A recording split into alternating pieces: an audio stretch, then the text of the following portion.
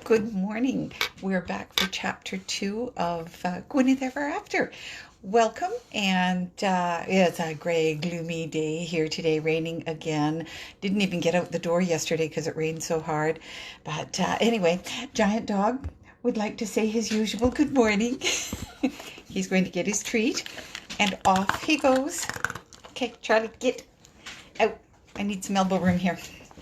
So anyways, we left off. I'm not at all ready this morning. Realized as I was about to sit down for this that my husband forgot to take the garbage out last night, so that's what I got to do. So anyways, chapter 2. Gareth Connor fished the car keys from his coat pocket as he stepped out of the theatre and into the cold Canadian November.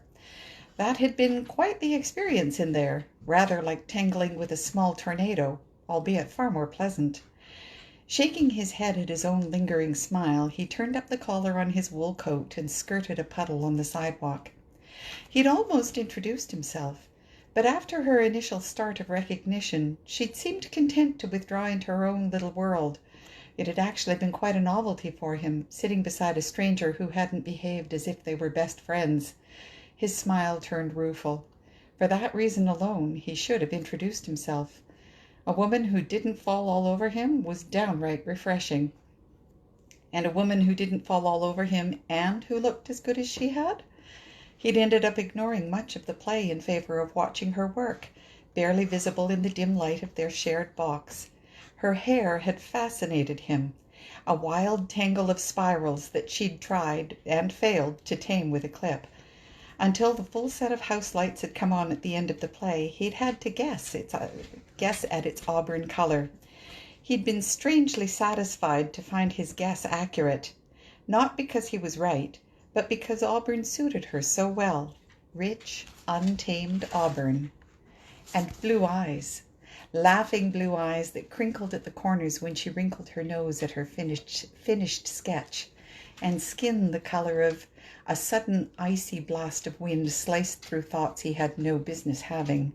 Rounding the corner of the theatre to the parking lot, he pulled out a pair of gloves and tugged them on, putting the woman out of his mind.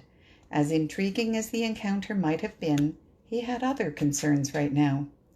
A raindrop splashed onto his cheek, and he put up his hand to wipe it away.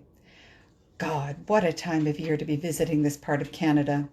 Trust Catherine to move all the way across the Atlantic to this. Sometimes he wondered if her choice hadn't been just a little bit spiteful. He shrugged off the thought. None of that mattered anymore. He was here now, they were both adults, and he had too much at stake to start analyzing motives or leveling accusations. Far, far too much at stake. Very soon they would talk, he and his ex. They would talk, and they would settle this once and for all. And then he would see. Just as he wouldn't analyze motives, neither would he jinx the outcome with too many expectations. Patience, Connor. You've waited this long, you can last a few more days. Long strides brought him to a blue sedan, one of a handful of cars left in the lot. He inserted a key in the lock, then paused.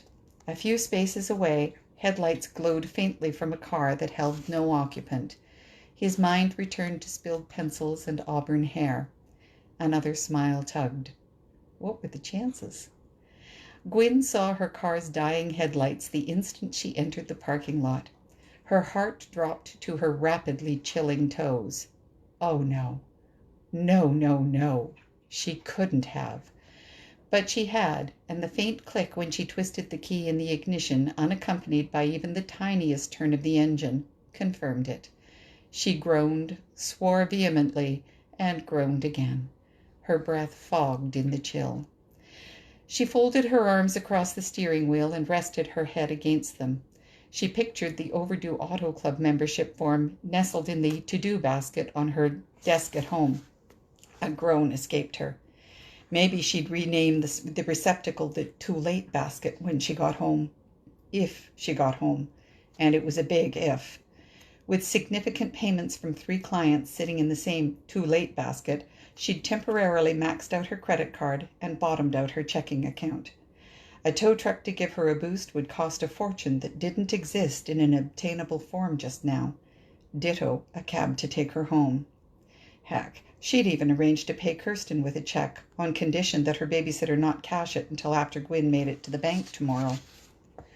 She squeezed her eyes shut and tried to think calmly through her options. Sandy always went out for drinks with the cast after a performance, and she didn't own a cell phone, so she'd be of no help. Alex and Elaine, Kirsten's parents, were away for the weekend, and a tap on her window made her turn her head. She stared in disbelief at her former seatmate. His mouth tipped upward at one corner, and he motioned for her to roll down the window. "Problems?" he asked. She bit her lip, loath to admit her idiocy. Then she sighed. "I left the lights on," she said. "You wouldn't happen to have any booster cables, would you?" He shook his head. "I'm afraid not. I have a cell phone, though." She held up her own. "So do I, thanks. Have you called a truck?" "No, I'll just catch a bus home and have my neighbor drive me over to collect the car tomorrow." At least she had that much money with her, she hoped. "Are you sure?" "Positive." "Yeah, right. Absolutely certain she wanted to spend the next 3 hours trying to travel the short distance across the Ottawa River to the Aylmer sector of Gatineau on the bus's roundabout Sunday routes. Oh well, at least it would give her ample time to reflect on how much of a ditz this incredibly good-looking man must think she was. She mustered a weak smile. "Thanks anyway." "You're welcome. Good night." He took a couple of steps away, then swung back to face her again. "You wouldn't like to get a cup of coffee, would you?" "I beg your pardon?" She stared at him. She knew she was being rude, but she couldn't help it. She was too stunned to be polite. "Coffee," he repeated, the thread of amusement back again. "Hot, black. I'm sure you'll recognize it when you see it." I, Gwyn stammered. "The bus, dinner for the kids." "Oh, heck, why not?" What was another half hour added on to how late she'd already be? Even if he turned out not to be the real Gareth Connor, she'd have one heck of a tale to go along with Sandy's gift.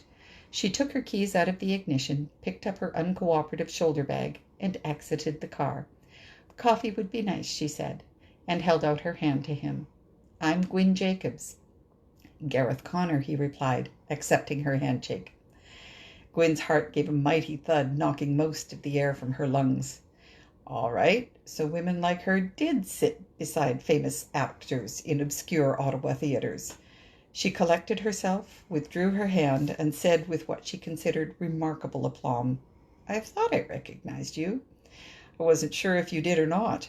"I think it was more a case of not believing my own eyes," she said, her voice wry. "Canterbury Theatre in Ottawa is a little out of the way for you, I'd think."